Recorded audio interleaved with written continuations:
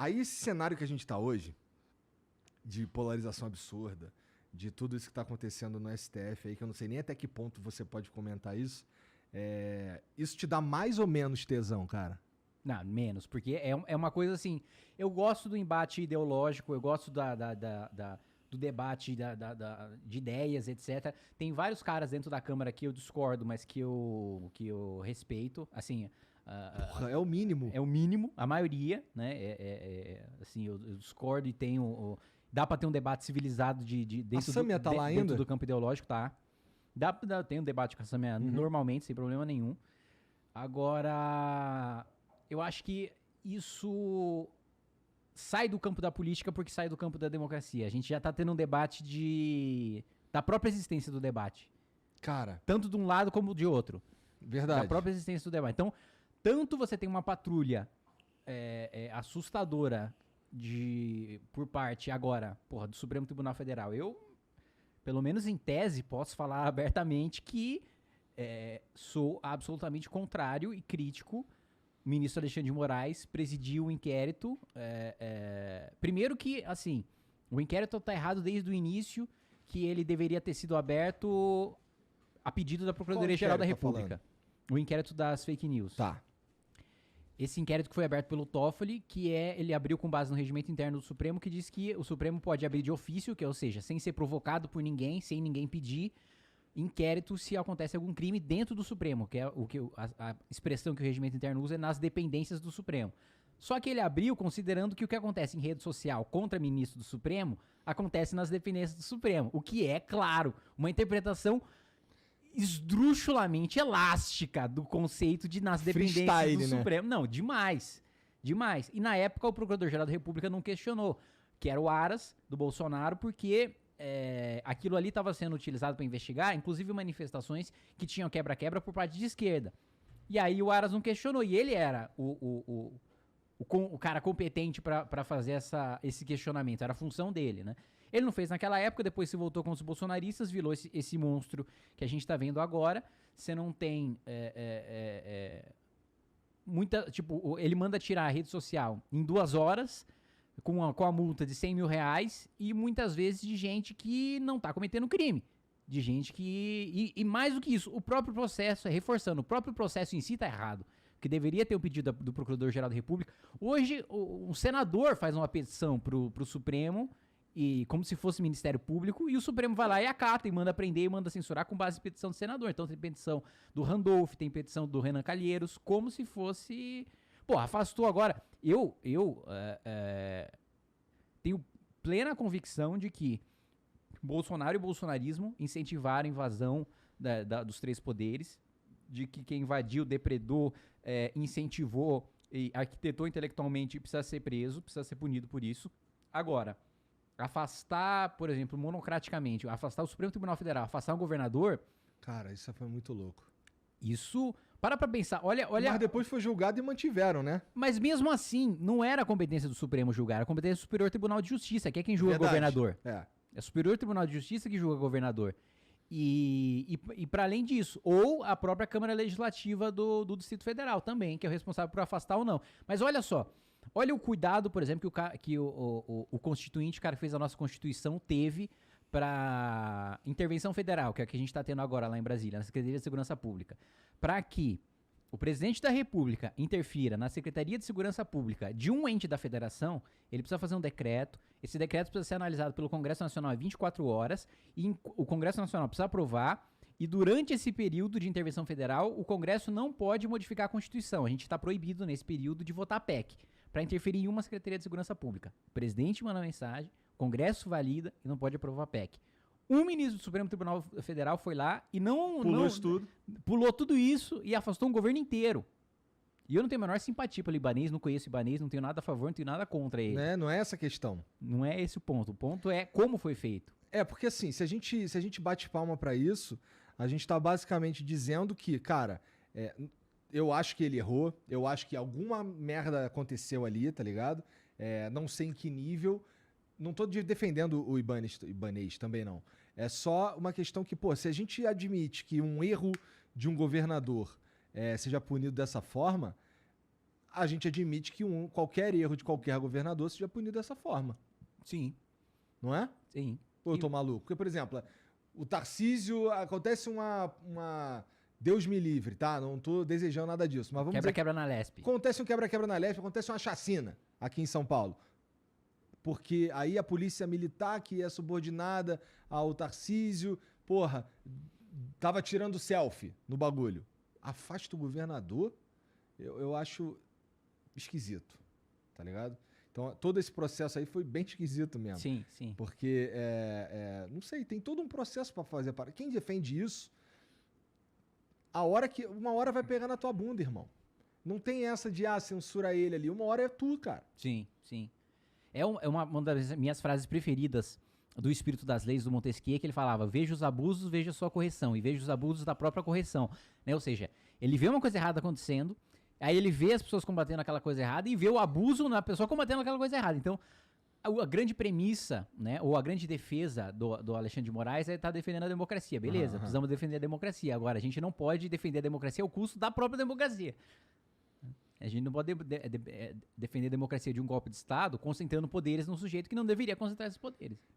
Pior que assim, estamos num momento que, assim, eu tava te falando antes, eu tenho um pouco de medo de, por exemplo, tuitar um bagulho sobre isso, porque, e assim, esse sentimento que eu tenho, que assim, eu não sei mais se eu posso criticar o STF, o Alexandre de Moraes. Eu não sei se eu posso falar que eu acho que ele tá cometendo excessos, porque ele pode achar tirar que suas redes do ar e fuder sua vida. Pô, olha isso. No seu caso, que é a sua vida mesmo, sua profissão, seu negócio. Então, cara, assim, se a gente tá vivendo um momento que a gente não pode criticar alguém, tá ligado? Isso é muito perigoso, cara. E as pessoas... É interessante como tem muita gente que não percebe que isso é muito perigoso, porque é contra gente que você não... É contra gente que você não gosta, Como é contra gente que você não gosta, os caras, eles ficam batendo palma. Sim. E assim, existe a chance real dessa porra virar, irmão. Sim. E saiu notícia já falando que chegou no PT, assim, que eventualmente o próprio Alexandre de Moraes, durante o governo Lula, pode tomar medidas contra o governo Lula e depois vai ficar complicado pra eles criticarem porque eles aplaudiram quando não era contra o Lula, né? Então... Você lembra já é um risco que eles estão correndo. Você lembra uma censura prévia que rolou num documentário do Brasil Paralelo, eu acho, sobre o Bolsonaro? Era quem mandou matar Jair Bolsonaro, uma parada assim, acho que era isso. Eu vi por cima. Então, mas aí rolou um bagulho. Esse ia ser um documentário que ia sair para os assinantes do Brasil Paralelo, acho que é Brasil Paralelo, não lembro mais. Não, eu acho que era. Também acho. E ele falou, não vai sair essa porra não. Sem nem ter visto. Não é demais isso, cara? Sim, sim. Matéria no Antagonista na Cruzoé, falando sobre uma suspeita envolvendo o Toffoli. Também que ele tirou do ar e voltou atrás. Depois o Supremo voltou atrás, porque pegou mal pra caramba, censurar um veículo de imprensa e tal. Mas na época, mandou tirar do ar. Porque era a respeito de um ministro supremo. A todo momento, e eu não tô nem dando mérito se é verdadeiro ou não a acusação contra o Toffoli, mas a todo momento saem acusações falsas e verdadeiras na imprensa sobre político. E você não tem esse mesmo rigor de tratamento de, se fosse tirar tudo do ar, que fala sobre suspeita, ou sobre bastidor, ou sobre rumor, meu amigo, não tinha mais imprensa. Não tinha mais. E assim, a gente tava comentando aqui antes que assim, é muito interessante, esse último movimento de detonar, acho que foi o Nicolas, uma menina do Te Atualizei, eu não sei o nome dela, e o Monark, tá ligado? Eu não sei porque, qual que é a base, qual que foi tu sabe o que foi que motivou isso daí? Então, primeiro, outra coisa absurda é que a regra do processo é de que, a regra da coisa pública de maneira geral é que os processos são públicos, né? Uhum. Eles só são sigilosos quando publicizar vai causar algum dano para a investigação, para o curso do processo e etc. E eu não acho que seja o caso, porque não tem nada na fundamentação da decisão, porque o Glenn divulgou a decisão, né, do Alexandre de Moraes. Inclusive, ele que, durante muito tempo foi herói da esquerda, agora... O Glenn tá apanhando pra cacete. Tá apanhando muito, tá sendo completamente cancelado, né? E...